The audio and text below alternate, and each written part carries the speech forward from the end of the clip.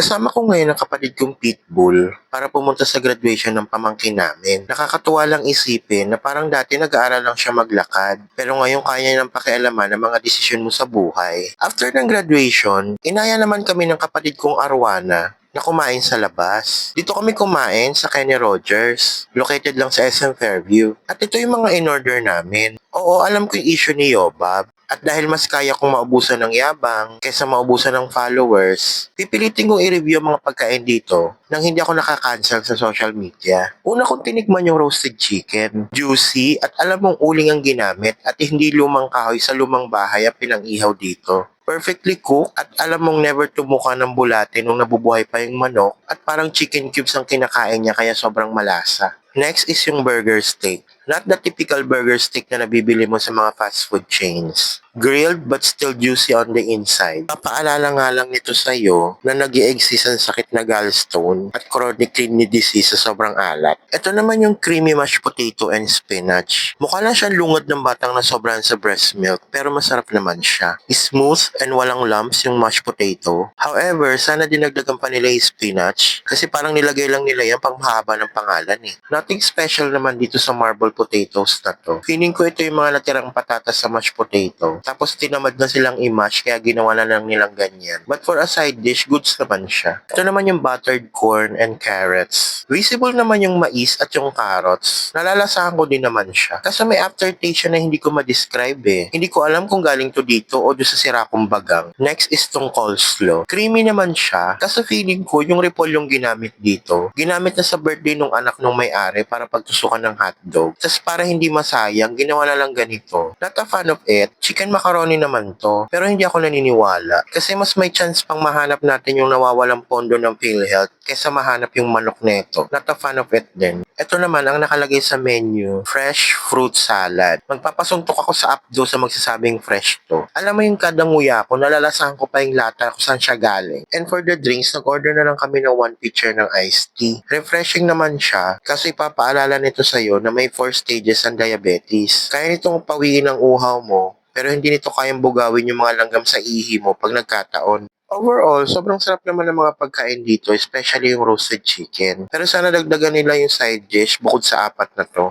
Gusto ko lang ulit i-congratulate yung pamangkin ko si Aki dahil nakagraduate na siya ng kinder. And gusto ko rin i-congrats yung kapatid ko na taga-ubos ng tira ko. Eme, yun lang.